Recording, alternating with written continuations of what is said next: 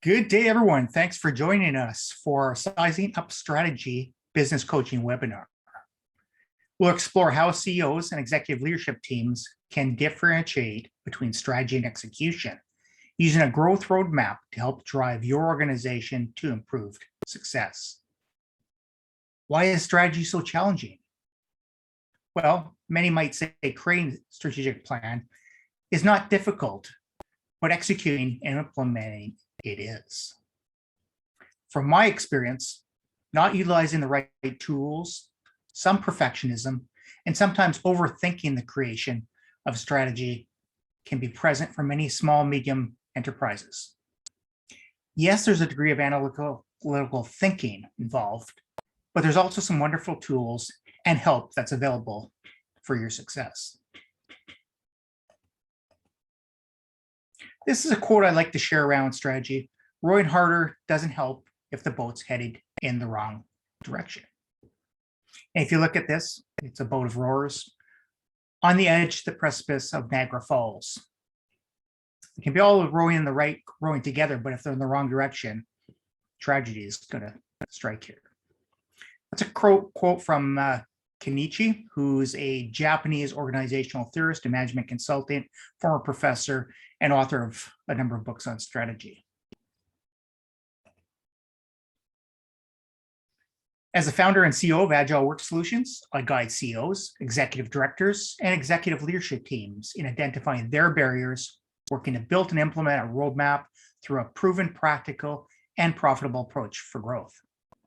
In essence, we transform business through people by helping to simplify the complex with a focus on the 7 attributes of agile growth. And some of my clients are chief executive officers, executive directors, boards, executive leadership teams, entrepreneurs, founders, small, medium enterprises, and community organizations. So what are the 7 attributes of agile growth?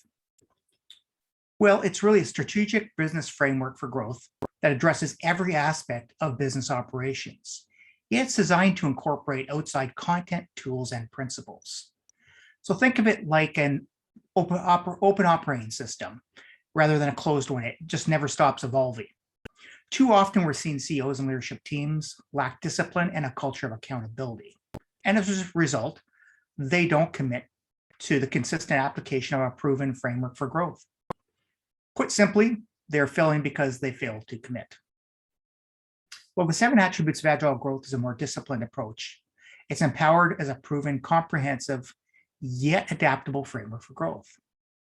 Those who select the right framework, we know from research, outperform their competitors. And additionally, their CEOs are more confident and productive. As a result, they're able to build award-winning companies and greater personal wealth. So a true strategic business growth framework, it's agile, it's comprehensive, and it remains consistent through time.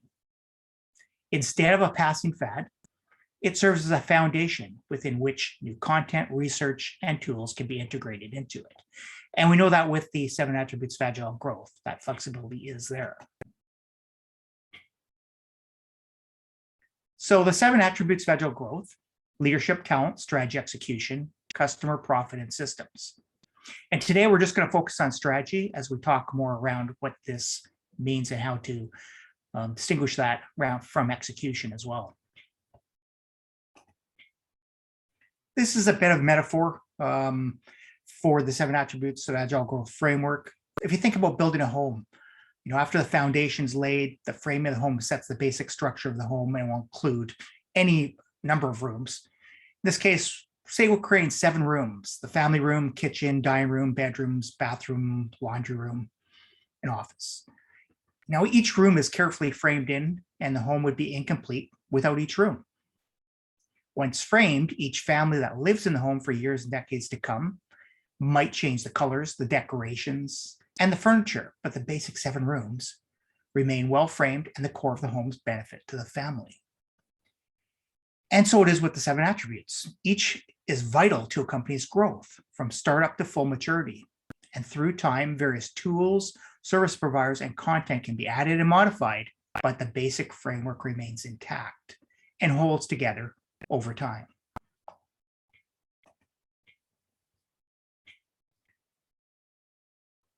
The 7 attributes are agile, scalable, and comprehensive. And when we mean agile, we mean it's about continuous evaluation. It's course correction and alignment in order to outpace your competitor's strategy, execution, and profit. It's scalable. It's a framework. It has tools, many tools, and more being added all the time. And there's advisors like myself who can help this scale up right from IPO right through to successful exit. It's comprehensive. Involves thought leadership, and we know that's always emerging and continues to change, along with practical tools, and they are very practical, and expert advisors, coaches like myself in the 7 key attributes. The process is easy and speedy. Start by building an annual plan we call a growth roadmap with the leadership team. Then learn and employ the 7 attributes tools continuously. And then finally, continue to assess progress frequently. We talk on a regular basis, not just once a year, but more often than that. And when market conditions change, or when a new opportunity or adversary calls. Adversary like last year, when you think of COVID, a lot of companies had to go back and reassess where they're at. Every company has a business plan. The question is whether they have intentionally and proactively planned it out as a team, or they're somewhere between winging it and a well-documented and current plan. This is just an example of what the Agile Work Growth Roadmap looks like. And we'll talk more about that in a minute here. Today, we're going to give you a gift of a powerful tool to help you build a roadmap for your business and your organization. All the tools are simple. They're one page and easy to understand. They're practical. They include learning, instructions, and discussion how to apply to your business. And they're actionable. They require discussion within the contents of your business and what your market conditions are and what your operations are, and applied specifically to the needs of your business. It's time to take a moment to reflect on this question. What is your strategy in a sentence or two? If you've got a piece of paper handy, make a note or jot down a note or two while you think about this. What is your strategy in a sentence or two?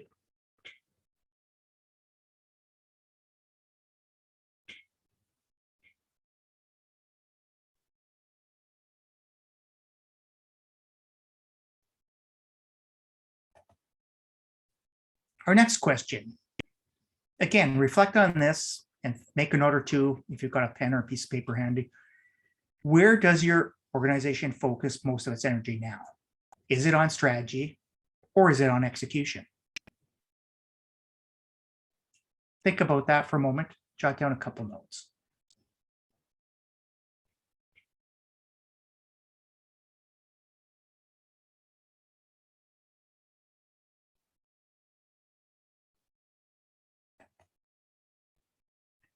Now let's take a look at the strategy attribute and the associated business concepts that growth companies must get right to drive and scale growth. Strategy impacts your top line, i.e. your revenue. If you have a good strategy, your top line revenue will reflect it. If your top line revenue is flat, declining, or not meeting your expectations, it is most likely a strategy issue. A solid strategy ensures a unique and valuable position in the market. Let's take a step back to question 1 we just asked a few moments ago. How did you do with that? Was it easy or was it hard to do? Yeah, well, most people find this challenging, and more so for a leadership team to come up with individual statements that are in alignment. 1 or 2 people on the leadership team may get it pretty good. Can you all come up with statements that are in alignment with each other, that you're all on the same page?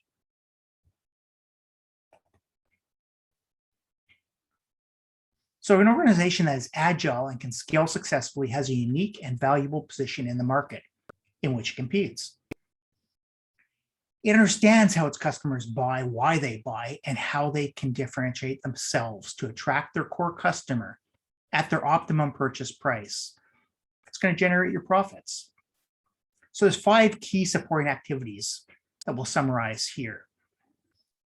First one is looking at your competitive landscape. And we can use a tool called the attribution map. helps clarify it. It can differentiate you by identifying the activities you need to focus on, which combined will help make you stand out. The aim is to get to a place where your company is not in competition with any other. That may be hard to do, but it's how differentiating it to get to that as much as possible. Alignment of key activities. And here we can use what's called an activity fit map to help connect your organization's value proposition to the activities of your organization that enable you to deliver this value proposition better than your competitors.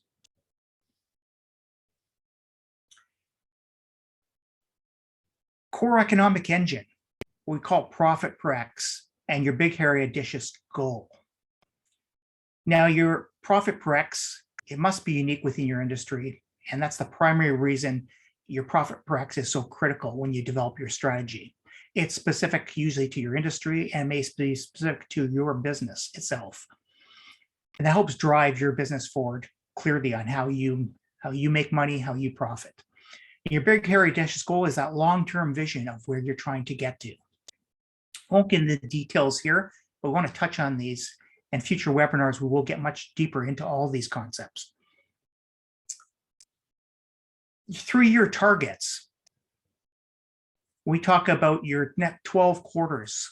We talk about a 3-year, each year, 4 quarters times 3 years, 12 quarters. We use a 12-month rolling frame of reference. And if you continue to do that, you can continue to develop your business and keep those targets always in front and center. SWOT, otherwise known as strengths, weaknesses, opportunities, and threats. And the aim of a SWOT analysis is to identify the favorable and unfavorable internal and external factors to reach your goal. You can call the degree to which a firm's internal environment matches with its external environment as a strategic fit. And so when you look at the SWOT, it's one of the most useful and widely used tools to help you identify where your opportunities are and where your limitations can be. Let's talk about some of these through the lens of practical learning and some tool sets. There's a map. First point here is around a map of competitive landscape that's current and shows your organization's key differentiators. And that map we want to put together and make it visual. You know, a picture says 1,000 words, and it's so much true here when you look at, point out where you are in your landscape in comparison to your organization, your competitors, and what your differentiators are. So I want to do that. Also want to map out key attributes showing the alignment of your operational systems, your processes, and your sub-activities. And often what we start by doing is doing a 30,000 foot, 50,000 foot level of a simple 1 or 2 or 3 processes, the key processes that drive your organization. Again, making it visual makes it very clear. Third, the organization's core economic engine is clearly identified and measures the profit delivery units to be successful and scale. And that's when we talk about profit per X. It's really looking at what is it important for your organization to be able to get your economic engine going. And we've got a future webinar coming up on that. So I won't go again much into detail on that. Fourth, the organization's 10-year and 3-year qualitative and quantitative targets have been identified and made visible to internal constituencies. You know, your employees and your managers and your leadership team all are aware of it. Your 10-year is that big, hairy, audacious goal. That's the long term you're looking out on. Maybe not very clear, and that's okay. It's a goal you're driving towards. The 3-year, we're more interested in bringing it down to that 3-year level, which is, again, the 12-quarter rolling frame we look at. And we both want qualitative and quantitative targets within that. They're both important and balance each other out. It's important, again, these are shared. These targets are shared throughout the organization. Can't emphasize that enough. And the last point, the organization maintains a current strength, weaknesses, opportunities, and threat matrix or analysis, otherwise known as SWOT. And not only that, but you get input from talent within your organization at different levels. So if you think in terms of if you've got some managers who can bring input to this, bring them and get them involved in doing the SWOT. Don't just keep it at the executive level. If you're large enough as an organization, you can bring those resources in, do it. It's critically important to get them their input, and you will get some really interesting insights from them into your operation. So some of you may know who this is, Michael Porter. He wrote a very well-known book called Competitive Advantage. And he's had a career in academia. He's based doing a lot of research and studying successful companies. He provides another definition of strategy, and his is the creation of a unique and valuable position involving a different set of activities from your competitors. Creation of a unique and valuable position involving a different set of activities from your competitors. That's how Michael sums it up.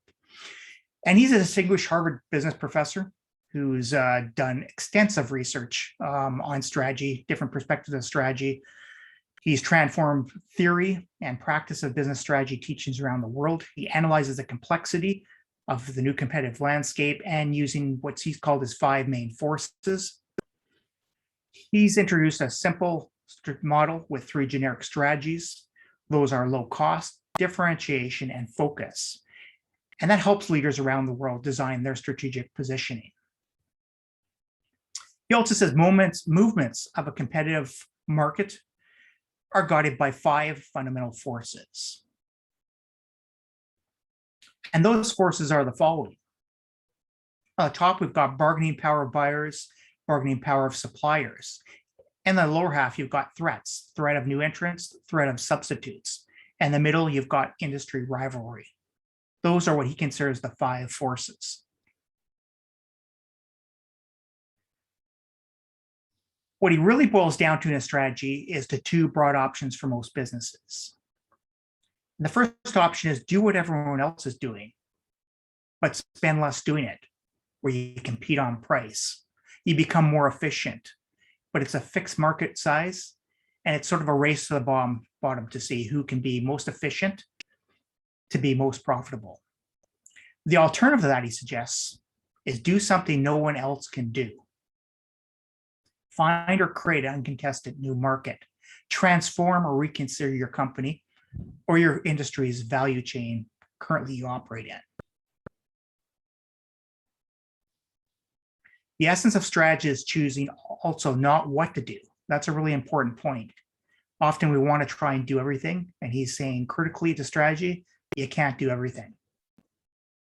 So we recommend all leadership teams read Professor Porter's foundational article in Harvard Business Review tells what is strategy. His book is wonderful, but if you want to read a shorter read, his article in Harvard Business Review, What is Strategy, really does hit a lot of the key points as well. As leaders, we know the value of seeing more than one perspective. So here's another thought leader to consider. Herman Simon. He's an accomplished senior consultant, author, and former professor. After Peter Drucker, he's the most highly recognized thought leader on strategy in many countries. He studied and researched hundreds of mid-market companies. He's identified the attributes and actions of the most successful mid-market companies worldwide in his book, Hidden Champions. Now, this is an amazing book. You should get it. You should read it.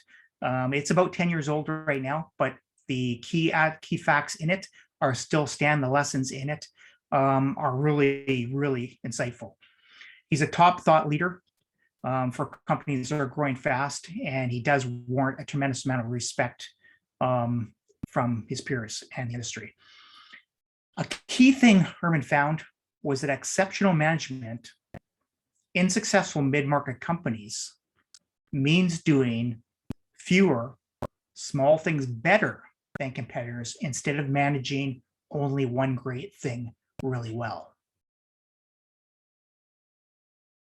So again, a key finding of his, exceptional management, and this means for you, means doing well small things better than competitors instead of managing only one great thing. Book's wonderful.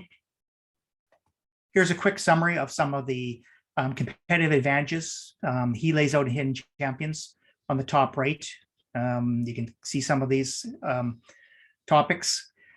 On the bottom, you've got performance on a scale, and up the left-hand side, you've got importance. And he touches on product quality,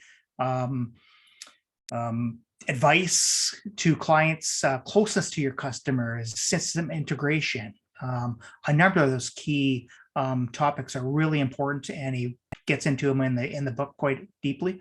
Take the time to read that. A couple other key things about hidden champions he highlights here is he lays out about 25 probably companies in there. Most of them you've never heard of. I certainly haven't.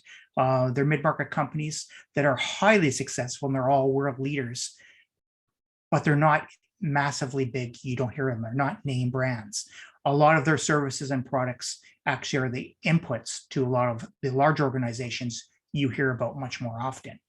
But these companies are successful. They're highly profitable, and they do very well.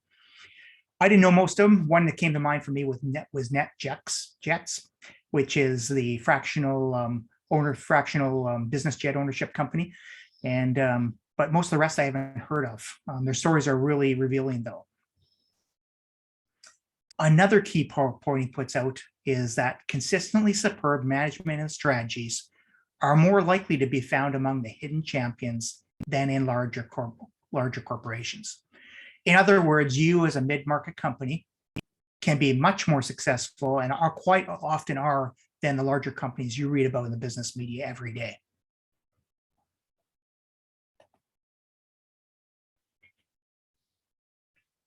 So in football, there's a match. There's a preparation phase before the match, followed by the match itself, which is the action. So in a similar manner, every business has a preparation phase that we refer to as strategic thinking. That is, thinking and collaborating through a process to determine a winning strategy against your opponent on the field of play. Now, after saying a strategy, the next step is preparing for the action phase, which we refer to as execution planning. In execution planning, a leadership team develops an executable one-year plan with quarterly priorities and key performance indicators. In the 7 attributes framework for growth, execution planning is on the right-hand side of a one-page plan, and strategic thinking is on the left. And we'll show you that in just a moment.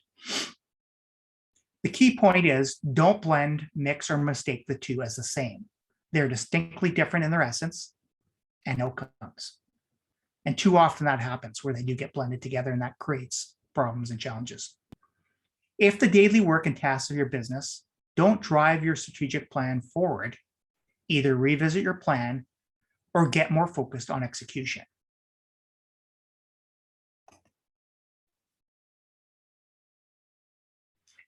Let's first look at the key attributes of strategy or strategic thinking, which typically includes 3 to 5 senior leaders, and yet may include key advisors from outside the day-to-day operations too. So you would think in terms of like an industry expert, it could be a supplier, could be a customer, somebody who's can add some insight to the business itself. Jim Collins taught us about a great book, Good to Great, and in it he talks about how CEOs can converge a strategic council for about 2 hours a week, with 3 to 5 senior leaders as well as another way of doing this. Now, we've built 2 key leadership team exercises to help guide the discussion around strategic thinking. So there are some tangible, documentable outcomes to use in the execution planning phase. Strategic thinking, and this is very important, looks beyond the current business year that you're currently executing with your one-year annual plan. I hear the term strategic used all the time. It can be used on a monthly basis or yearly. It's really looking in our terminology beyond the current year. If you're within the current year, you're executing. Beyond that, you're looking strategically out.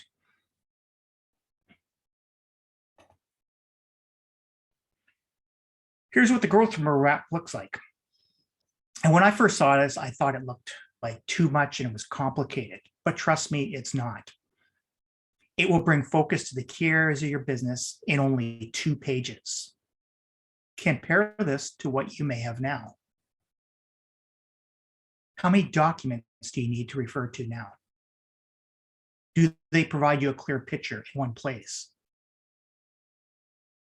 I would venture, based on my experience, probably not. and I've seen a lot of strategic plans. Strategy is highlighted here in the blue area and execution in the yellow. Together, along with your core values and core purpose, a company can scale to greatness as defined by the leadership team. Let's look at this a little bit closer. We'll briefly go through this and it'll make more sense to you.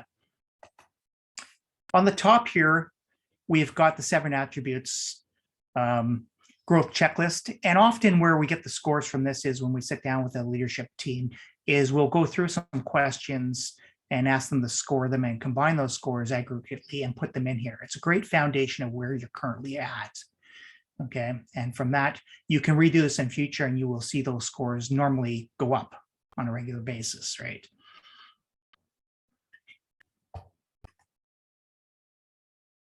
Then from that, on the right-hand side, we've got some of our core processes and core system accountability. So here, really, again, we talk about the high-level processes. We'd want to list those there. Just the very 50,000-foot level, the very high level of what those key processes are. And below that, we're going to get a little more into what the foundational pieces are here. That is your core ideology, what we call your core values, core purpose, and what the actions are you're going to put into place around that. Next, the new two columns, we've got strategy, and this is how you're going to differentiate. And then next, that is sort of the tactics to it, right? And under that, you've got your one-phase strategy.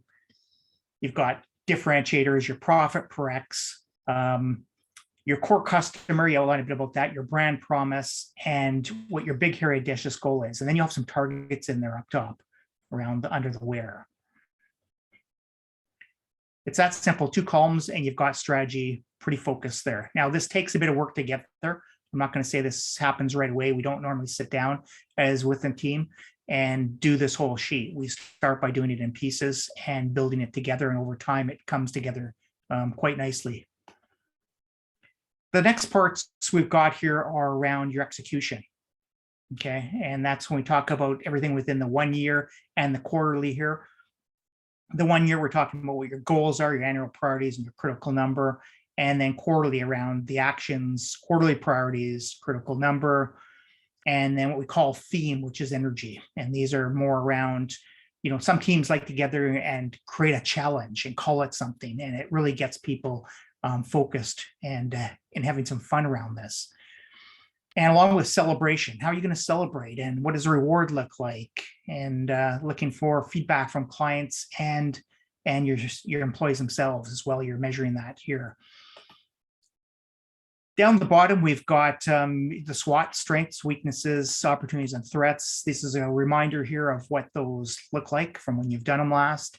And again, you can keep updating this document each time you do the SWOT or other aspects to it. You can update, and this becomes really a living document.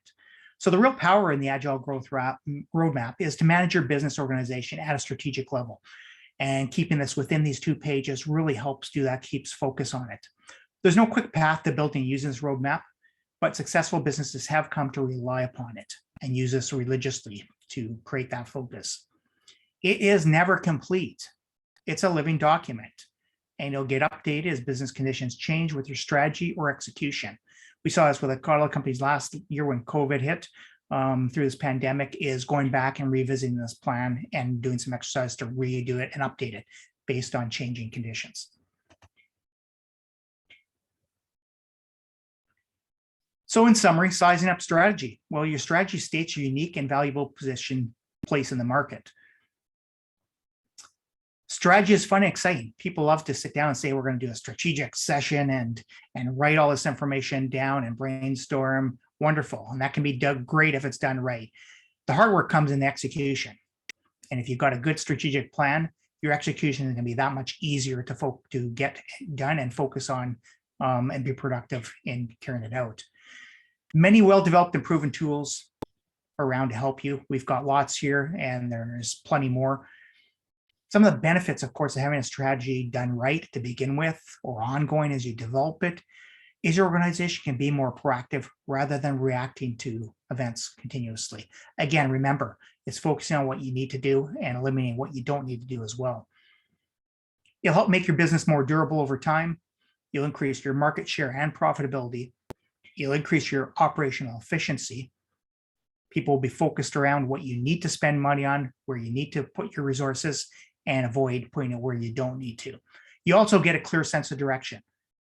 So for everybody in the organization, you have a clear sense of where you're going and how to get there. That'll help drive decisions as well.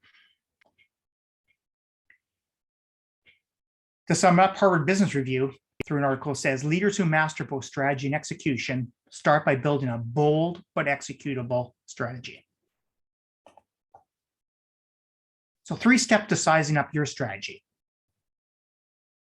Can you state your strategy in a sentence? If yes, great. You're likely already pretty clear on where you're going and maybe even how to get there. But if your answer is no, you probably want to undertake an exercise with the leadership team to see where everyone is at. It might be time to engage with a business coach to get you on the right path quickly. This will save you time, get you moving. Second step, utilize tools like the SWOT, the strengths, weaknesses, opportunities, and threats tools to determine your competitive differentiation and build a growth roadmap for success. The SWOT will lead to some powerful conversations and discussions with your leadership team. Guarantee you that there's always great insights that come out of these discussions. And then you can go on to develop your big, hairy, audacious goal. It's a long-term mission and your profit per X, your strategic targets, and more. Third, communicate your growth roadmap and execute it. So share it, post it, talk about it.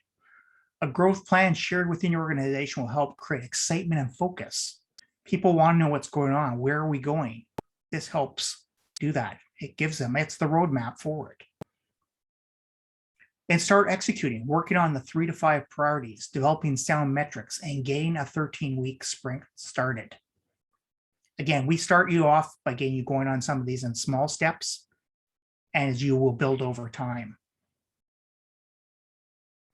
Celebrate, have fun, and share success stories often. We kind of forget that often, but celebrate along the path as you go along this roadmap and this journey. Celebrate those success stories, share them. People want to hear it. People want to know they're making progress.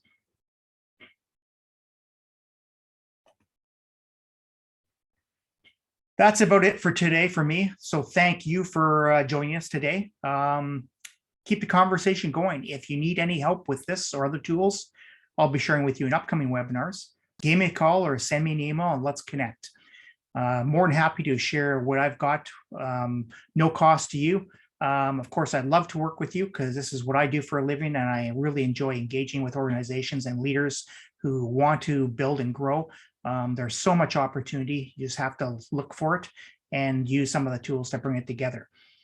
Take care, be safe, and stay agile. Bye for now.